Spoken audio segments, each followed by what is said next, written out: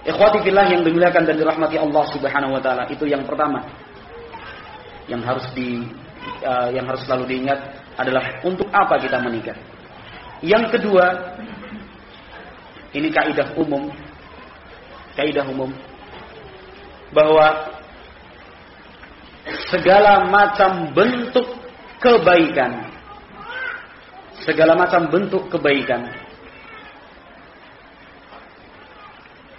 dan terkait dengan hak orang lain,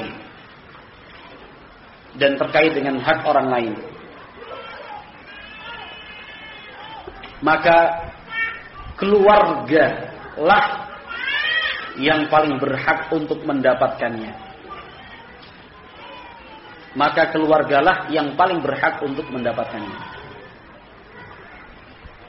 Sebaliknya, segala macam bentuk keburukan yang terkait dengan hak orang lain, maka keluargalah yang paling berhak untuk dijauhkan. Nanti saya akan menjelaskan apa arti kaidah ini. Jadi segala macam bentuk kebaikan yang terkait dengan hak orang lain, maka keluargalah yang paling berhak untuk mendapatkannya. Adapun seluruh bentuk keburukan dan terkait dengan hak orang lain, maka keluarga yang paling berhak untuk dijauhkan.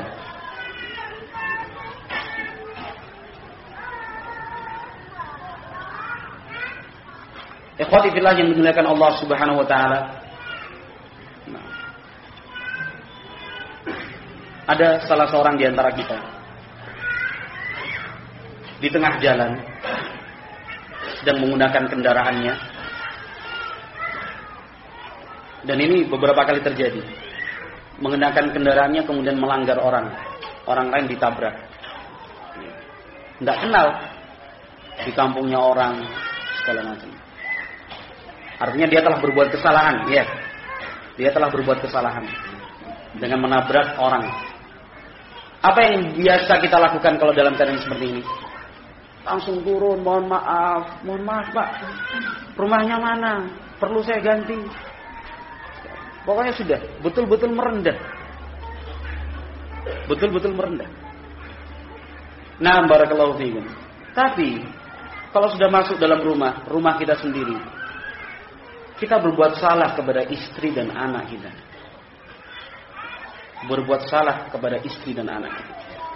Berkata kasar mungkin, sampai main tangan, anaknya dihajar, istrinya dipukul, segala macam. Kita menganggapnya biasa. Kepada orang lain yang tidak pernah kenal sebelumnya, yang baru pertama kali bertemu, sikap kita betul-betul. Tapi kenapa kepada keluarga kita sendiri tidak bisa lebih dari sikap kita di luar? Sekarang perhatikan pelayan toko, pelayan bank, pelayan bank, satpam juga. Satpam di berbagai tempat.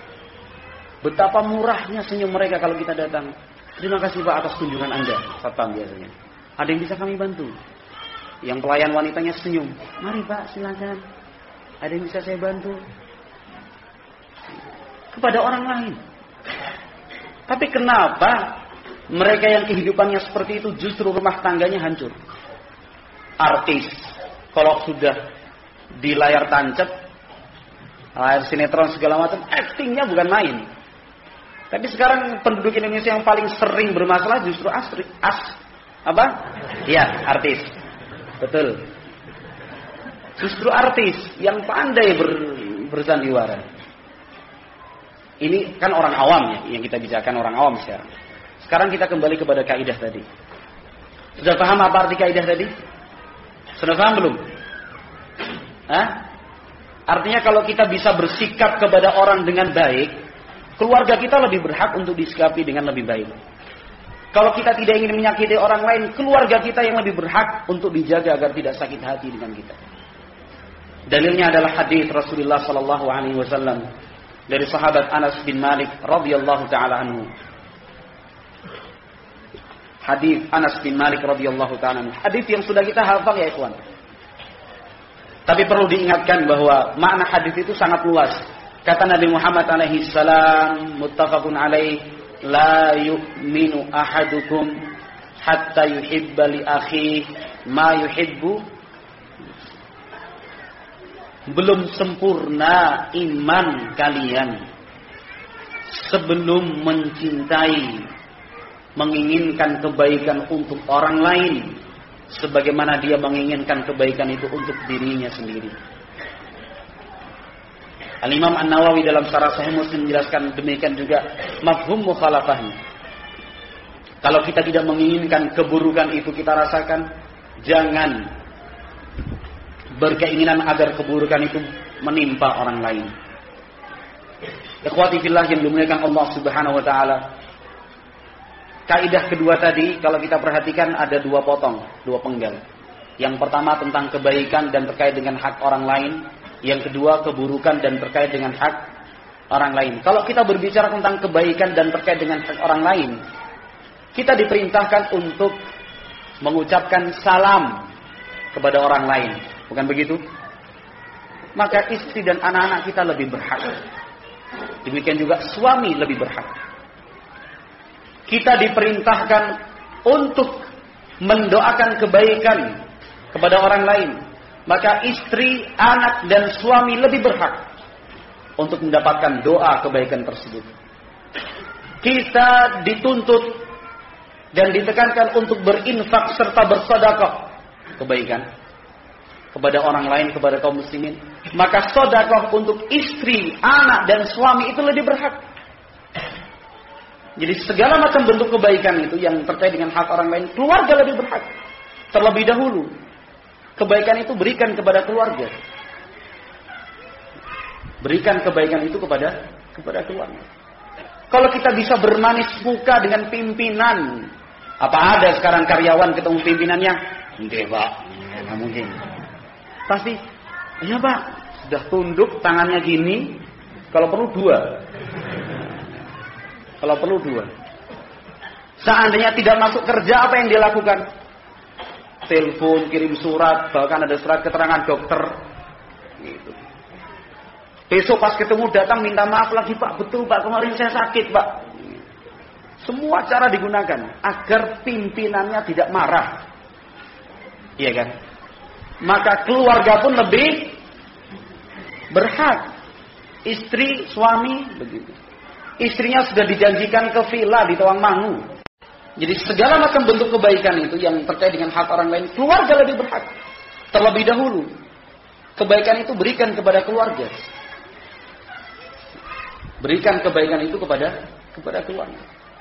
Kalau kita bisa bermanis muka dengan pimpinan, apa ada sekarang karyawan ketemu pimpinannya? Enggak, Pak. Enggak mungkin. Pasti, iya Pak, sudah tunduk tangannya gini, kalau perlu dua. Kalau perlu dua. Seandainya tidak masuk kerja, apa yang dia lakukan? Telepon, kirim surat, bahkan ada surat keterangan dokter. Gitu. Besok pas ketemu datang minta maaf lagi, Pak, betul Pak, kemarin saya sakit Pak. Semua cara digunakan agar pimpinannya tidak marah. Iya kan? Maka keluarga pun lebih berhak. Istri, suami, begitu. Istrinya sudah dijanjikan ke villa di Tawangmangu. Nah, kan gitu. Bune. Tapi panggilannya harus dirubah, jangan Bune. Ya tadi itu merah delima tadi. Jangan manggil suaminya Semangka. Karena suaminya gendut panggil Semangka. Sudah dijanjikan ini ada sedikit tambahan rezeki lebih. Insya Allah bulan depan kita ke villa. Sudah dijanjiin. Gitu. Artinya kalau bukan ada sebab yang betul-betul darurat, jangan ingkari janji tersebut.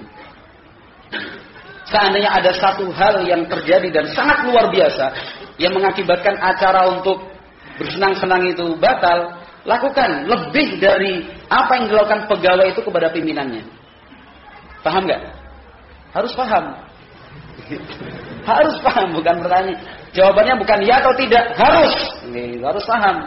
Ini seorang karyawan atau sekarang yang sekolah, katakan begitu, yang sekolah, yang kuliah. Tapi saya tidak mengatakan boleh sekolah, boleh kuliah loh. Saya mengatakan ini kasus, contoh kasus. Yang sekolah dan kuliah tidak masuk sekolah, tidak masuk kuliah, takutnya bukan main itu. Urus surat izin segala macam, lebih dari 3 kali dikeluarkan. Maka kepada istri dan suami pun lebih. Istri sudah menjanjikan, Mas, besok tak masakan oseng-oseng kangkung. Gitu, oseng-oseng kangkung. Karena suaminya senang sama oseng-oseng kangkung. Oseng-oseng kangkung sama sambal tempe. Gitu. Terus besok ke warung melihat sayur jipang. Karena istrinya lebih senang jipang. Beli jipang aja, dibuat sop sayur asem. Jangan lakukan. Kalau sudah berjanji, tepati. Sebagaimana kita diperintahkan untuk menepati janji kepada orang lain, maka istri dan suami pun lebih berat. Ini kalau kita berbicara tentang penggalan pertama tadi. Penggalan pertama sudah dipahami ya. Semua macam bentuk kebaikan yang terkait dengan hak orang lain, maka keluarga yang lebih berhak. Penggalan kedua dari kaidah tadi, bahwa segala macam bentuk keburukan yang diharamkan oleh Islam, maka keluarga kita pun lebih berhak untuk jauh darinya. Islam melarang untuk su'udzan, prasangka buruk, ya atau tidak? Ya. Jadi kalau kita membahas yang seperti ini, jangan sebatas sesama kaum muslimin. Itu tidak sempit seperti itu. Kaum muslimin itu luas.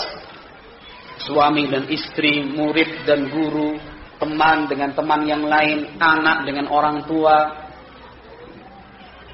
keponakan dengan pamannya, tetangga dengan tetangga, itu maknanya luas sekali. Ketika Islam mengharamkan su'udzan,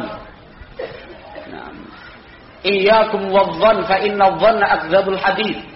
Hati-hati kalian dari sifat dzan, karena dzan itu pembicaraan yang paling dusta. Ketika kita dilarang untuk su'udzan kepada orang lain, maka kepada istri kita pun lebih tinggi tingkat pengharamannya. Kalau kita su'udzan kepada istri, atau istri su'udzan kepada suami, tingkat keharamannya lebih tinggi daripada sikap su'udzan kita kepada orang lain. Karena kaidah tadi mengatakan seperti itu. Keluarga lebih berhak. Keluarga lebih berhak. Hasad, benci, dendam, satu hal yang sangat menyedihkan dan memalukan sekali apabila ada dendam di antara sepasang suami istri. Ini memalukan sekali. Apa artinya menikah kalau ada dendam dalam hati? Dari mana kita tahu dendam itu ada?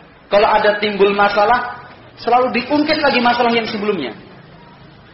Yang sepertinya hanya akan membuat kehidupan rumah tangga itu tidak harmonis. Yang sudah biarlah berlalu. Jangan ada satu kejadian, oh mas ini nggak menepati janji, sama seperti dulu. Mas juga pernah loh janjikan seperti ini terus nggak jadi. Waktu itu juga tahun ini, bulan ini catat semua ternyata. Tidak perlu diungkap seperti itu. Sebagaimana kita sebagai seorang suami pun jangan ada dendam kepada istri, jangan menyimpan dendam kepada istri. Gitu. Ada satu masalah, ya kamu juga itu seperti itu dulu. Pernah kan? Diulang. Jangan, sudah cukup. Karena itu hanya akan menyakitkan hati dan perasaan pasangannya. Ikhwati fillah yang dimuliakan Allah Subhanahu wa taala, mudah ya bicara seperti ini. Mudah juga mendengarnya kan? Yang paling enak mendengar. Yang paling susah ini berbicara. Yang paling enak itu berbicara, mendengarkan, tapi prakteknya ya ikhwan. Prakteknya. Artinya semaksimal mungkin kita wujudkan apa yang telah kita dengarkan pada hari ini dengan sebaik-baiknya dalam kehidupan rumah tangga kita. Sungguh. Nah, sungguh. Ikhwati fillah yang dimuliakan Allah Subhanahu wa taala. Nah, kemudian itu kaidah kedua. Kemudian kaidah ketiga. Jadi setiap kaidah itu pengembangannya sangat luas nanti.